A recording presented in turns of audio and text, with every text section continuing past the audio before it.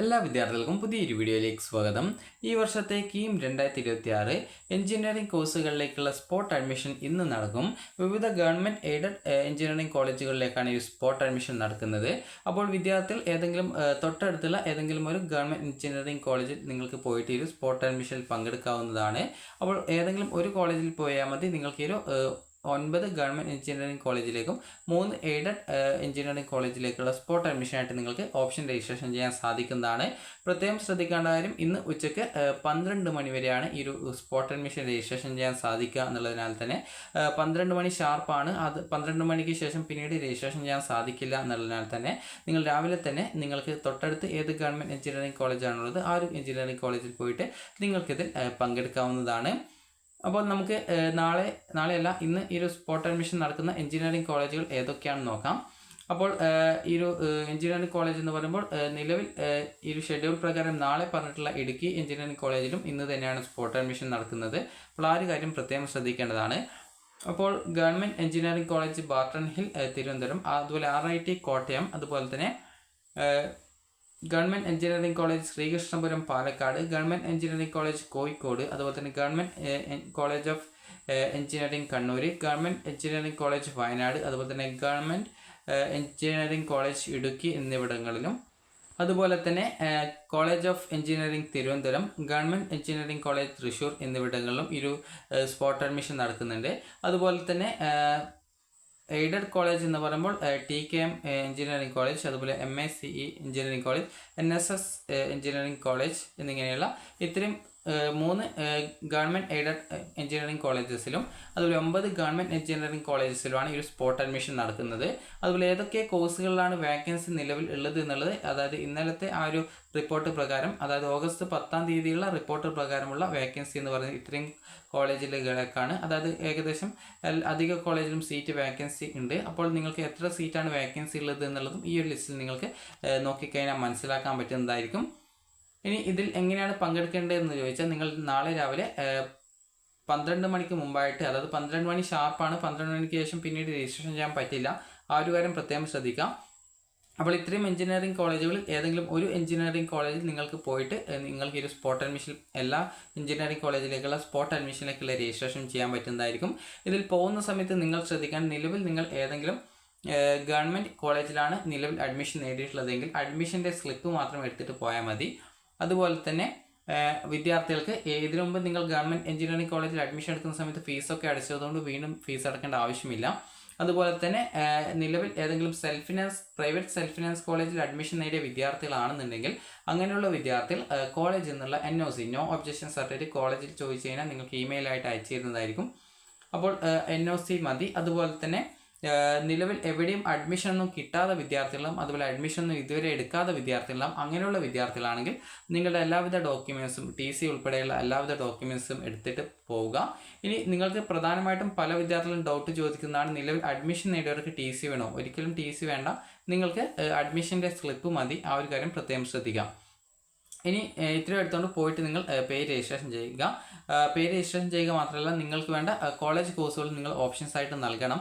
ആ ഒരു കാര്യം കൂടി കൃത്യമായി ശ്രദ്ധിക്കാം. ഇനി ഇതുമായി ബന്ധപ്പെട്ട നിർദ്ദേശങ്ങൾ കൊടുത്തിട്ടുണ്ട്. അതായത് directorate of technical education circular central general guidelines for BTech centralised spot admission on 13 August 2026 എന്ന് കാണാൻ പറ്റും. As per the direction of the government, BTech centralised spot admission 2026 will be conducted on 13 August 2026 for admission to the 9 government engineering colleges and 3 government aided engineering college TKM, MACE, അതുപോലെ തന്നെ NSS CE എന്നിങ്ങനെയുള്ള. അപ്പോൾ ഇത്രയും engineering college total 12 engineering കോളേജുകളിൽ spot admission ഇന്ന് നടക്കും. അപ്പോൾ വിദ്യാർത്ഥികൾ ഇനി ശ്രദ്ധിക്കേണ്ട കാര്യങ്ങൾ എന്ന് പറയുന്നത്, വിദ്യാർത്ഥികൾക്ക് ഈ ഒരു വെന്യൂ, അതായത് നിങ്ങൾ സ്പോട്ട് അഡ്മിഷൻ രജിസ്ട്രേഷൻ ചെയ്യാനായിട്ട് നിങ്ങൾ ഏതെങ്കിലും 9 ഗവൺമെൻറ് എഞ്ചിനീയറിംഗ് കോളേജിലോ അല്ലെങ്കിൽ 3 ഗവൺമെൻറ് എയ്ഡഡ് എഞ്ചിനീയറിംഗ് കോളേജിൽ ഏതെങ്കിലും ഒരു കോളേജിൽ നിങ്ങൾക്ക് നേരിട്ട് പോയി കഴിഞ്ഞാൽ എല്ലാ കോളേജിലേക്കുള്ള രജിസ്ട്രേഷൻ നിങ്ങൾക്ക് അവിടെ ചെയ്യാൻ സാധിക്കുന്നതായിരിക്കും. ഇനി ഇതുവരെ അഡ്മിഷൻ ഒന്നും എവിടെയും കിട്ടാത്തവരാണെങ്കിൽ ടി സിയും മറ്റ് ഡോക്യുമെൻസും ഒക്കെ എടുക്കുക. ഇനി അതേസമയം നിങ്ങൾക്ക് നിലവിൽ നിങ്ങൾ ഏതെങ്കിലും ഒരു കോളേജിൽ അഡ്മിഷൻ നേടിയ വിദ്യാർത്ഥികൾക്ക് ഈ ഒരു ടി സി വേണ്ട, അവർക്ക് അഡ്മിഷൻ സ്ലിപ്പ് മതി. അതുപോലെ തന്നെ വിദ്യാർത്ഥികൾക്ക് ഈ ഒരു NOC എന്ന് വെച്ചാൽ നിലവിൽ പ്രൈവറ്റ് സെൽഫ് ഫിനാൻഷ്യൽ കോളേജിൽ അഡ്മിഷൻ നേടിയവരാണെങ്കിൽ മാത്രം അവർക്ക് NOC നോ ഒബ്ജക്ഷൻ സർട്ടിഫിക്കറ്റ് ആവശ്യമാണ്. അത് കോളേജിൽ വിളിച്ചു ചോദിച്ചു കഴിഞ്ഞാൽ ഈ ഒരു NOC നിങ്ങൾക്ക് അയച്ചു തരുന്നതായിരിക്കും. ഇനി അതുപോലെ തന്നെ ടി സിയുടെ കാര്യം പറയുന്നത് അത് നിലവിൽ അഡ്മിഷൻ എടുത്തവർക്കല്ല, എവിടെയും അഡ്മിഷൻ ഒന്നും കിട്ടാത്തവരുടെ കാര്യത്തിലാണ് ടി സിയുടെയും അതുപോലെ മറ്റ് ഒറിജിനൽ ഡോക്യുമെൻസിൻ്റെയും കാര്യങ്ങൾ പറയുന്നത്. ഇനി അതുപോലെ തന്നെ ഫസ്റ്റ് ടൈം അതായത് ഇതുവരെ ഈ ഒരു അഡ്മിഷൻ ഒന്നും കിട്ടാത്ത വിദ്യാർത്ഥികൾ എല്ലാ ഡോക്യുമെൻറ്റ്സും എടുത്തിട്ട് പോവുക. ഇനി ഫീ പേയ്മെൻറ്റ് എന്ന് പറയുമ്പോൾ ഓൾറെഡി നിങ്ങൾ ഗവൺമെൻറ് എഞ്ചിനീയറിംഗ് കോളേജിൽ അലോട്ട്മെൻറ്റ് ആയിട്ട് ഫീസ് അടച്ചവരാണെങ്കിൽ ഫീസ് വീണ്ടും അഡ്മിഷൻ എടുക്കുന്ന സമയത്ത് ഫീസൊക്കെ അടച്ചവരാണെങ്കിൽ വീണ്ടും അടയ്ക്കേണ്ട ആവശ്യമില്ല. ഇനി അതേസമയം വിദ്യാർത്ഥികൾക്ക് സെൽഫ് ഫിനാൻസിലൊക്കെ അഡ്മിഷൻ നേടിയവർ ഒക്കെ ആണെങ്കിൽ അതുപോലെ തന്നെ വിദ്യാർത്ഥികൾക്ക് ഇതുവരെ എവിടെയും അഡ്മിഷൻ ഒന്നും കിട്ടാത്തവരാണെങ്കിൽ ഒരു 10,000 രൂപ എടുക്കുക. കാരണം 8,650 രൂപ ഫീസും അതിൻ്റെ കൂടെ 1000 രൂപ കോഷൻ ഡെപ്പോസിറ്റാണ് വരുന്നത്.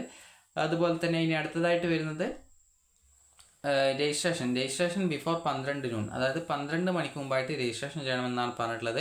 അപ്പോൾ വിദ്യാർത്ഥികൾ നിങ്ങൾക്ക് പകരം നിങ്ങൾ മറ്റാരെങ്കിലും അയക്കുകയാണെങ്കിൽ നിങ്ങൾ നേരിട്ട് പോകാനേ ഉള്ളൂ. കാരണം ഏതെങ്കിലും ഒരു കോളേജിൽ പോയി കഴിഞ്ഞാൽ എല്ലായിടത്തും രജിസ്ട്രേഷൻ ചെയ്യാം. അപ്പോൾ 12 noon എന്ന് പറയുന്നത് 12 മണി എന്ന് പറയുമ്പോൾ ഷാർപ്പ് 12 മണിയാണ്. പിന്നീട് അതായത് 12 മണിക്ക് ശേഷം പിന്നീട് നിങ്ങൾക്ക് ഇന്ന് രജിസ്ട്രേഷൻ ചെയ്യാൻ പറ്റത്തില്ല. എന്നാൽ തന്നെ 12 മണിക്ക് മുമ്പായിട്ട് തന്നെ ഏകദേശം ഒരു 11 മണിക്കേക്ക് കോളേജിൽ എത്താൻ നോക്കുക. അതായത് 12 മണിക്ക് മുമ്പായിട്ട് തന്നെ എത്താനായിട്ട് നോക്കാം. ഇനി അതുപോലെ അടുത്തതായിട്ട് പറഞ്ഞിട്ടുള്ളത് registration will be closed at 12 noon sharp for centralised spot admission. അതായത് 12 മണി കൃത്യം സ്പോട്ട് അഡ്മിഷൻ രജിസ്ട്രേഷൻ ക്ലോസ് ചെയ്യുമെന്നാണ് പറഞ്ഞിട്ടുള്ളത്. ഇനി അതുപോലെ തന്നെ സ്പോട്ട് അഡ്മിഷൻ രജിസ്ട്രേഷൻ ചെയ്ത് കഴിഞ്ഞാൽ നിങ്ങൾ റിസൾട്ട് വരുന്നതുവരെ കാത്തിരിക്കണമെന്നാണ് 6ാമത്തെ നിബന്ധന പറഞ്ഞിട്ടുള്ളത്. റിസൾട്ട് വന്നു കഴിഞ്ഞാൽ നിങ്ങൾ ചെയ്യേണ്ട കാര്യം, അതായത് നിങ്ങൾ ആ ഒരു കോളേജിൽ തന്നെ നിൽക്കണം. എന്നിട്ട് നിങ്ങളുടെ റിസൾട്ട് വരുന്നത് വരെ വെയിറ്റ് ചെയ്യണം. ഇനി നിങ്ങൾക്ക് റിസൾട്ട് വന്നിട്ട് നിങ്ങൾക്ക് അലോട്ട്മെൻറ്റ് കിട്ടുന്നത് നിങ്ങൾ ആ ഒരു സ്പോട്ട് അഡ്മിഷൻ രജിസ്ട്രേഷൻ ചെയ്യാൻ പോയിട്ടുള്ള ഈ ഒരു 12 കോളേജിൽ ഏതെങ്കിലും ഒരു കോളേജിൽ നിങ്ങൾ ആയിരിക്കും പോയിട്ടുണ്ടാവും. അപ്പോൾ ആ ഒരു പോയ കോളേജിൽ തന്നെയാണ് നിങ്ങൾക്ക് അഡ്മിഷൻ കിട്ടുന്നതെങ്കിൽ നിങ്ങൾക്ക് ഫീസൊക്കെ അടച്ചുകൊണ്ട് അഡ്മിഷൻ എടുക്കാൻ പറ്റും.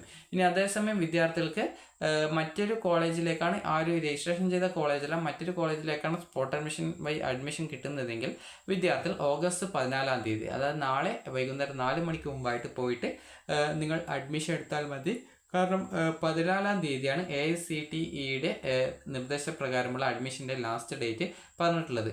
ഇനി അതുപോലെ തന്നെ അടുത്തതായിട്ട് ഡോക്യുമെൻറ്റ്സ് ഫോർ അഡ്മിഷൻ, അതായത് student who are selected shall produce all necessary documents required for admission and verification at the time of taking admission. നിങ്ങളുടെ അഡ്മിഷൻ ടൈമിൽ ഡോക്യുമെൻറ്റ്സ് ഒക്കെ പരിശോധിക്കുമെന്നാണ് പറഞ്ഞിട്ടുള്ളത്. അതുപോലെ തന്നെ വിദ്യാർത്ഥികൾ ശ്രദ്ധിക്കേണ്ട കാര്യം മുകളിൽ പറഞ്ഞ നിർദ്ദേശങ്ങളൊക്കെ കൃത്യമായിട്ട് പാലിക്കാമെന്നാണ് പറഞ്ഞിട്ടുള്ളത്. വേക്കൻസി പോസ്റ്റ് വെബ്സൈറ്റിൽ കൊടുത്തിട്ടുണ്ട്, അത് നിങ്ങൾക്ക് പരിശോധിക്കാം. അതുപോലെ നിർദ്ദേശങ്ങളും കാര്യങ്ങളൊക്കെ വെബ്സൈറ്റിൽ കൊടുത്തിട്ടുണ്ട് എന്നാണ് പറഞ്ഞിട്ടുള്ളത്.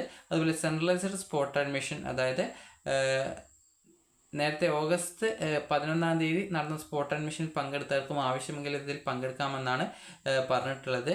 അതുപോലെ തന്നെ ഇമ്പോർട്ടൻറ്റ് ഇൻസ്ട്രക്ഷൻസ് എന്ന് പറയുന്നത് ഒരു തവണ ഓപ്ഷൻ നൽകി കഴിഞ്ഞാൽ പിന്നീട് അത് ഡിലീറ്റ് ചെയ്യാനോ എഡിറ്റ് ചെയ്യാനോ സാധിക്കില്ല എന്നുള്ളതും അലോട്ട്മെൻറ്റ് കിട്ടിയാൽ കോളേജ് ജോയിൻ ചെയ്യേണ്ടതായിട്ട് വരും എന്നുള്ളതാണ്.